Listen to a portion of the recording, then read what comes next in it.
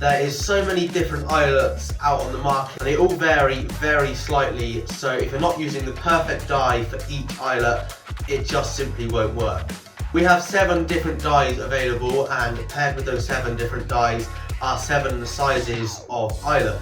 We do the eyelets in brass and in nickel, and they're all available on our website. If you're interested in finding out more about this eyeletter, or you would like some of our eyelets, the best thing to do is to get in contact with us, or through our website you can get samples of the eyelets, and we'll send you any amount of samples you need in terms of sizes. We can send you 3 sizes around the size that you're looking for, and you can give them a test and see if it will work on your banner. And then what we can do is we can get the right one out to you. We can sort it out with the right dye as well, which will work to make sure that your eyeletting process goes really smoothly.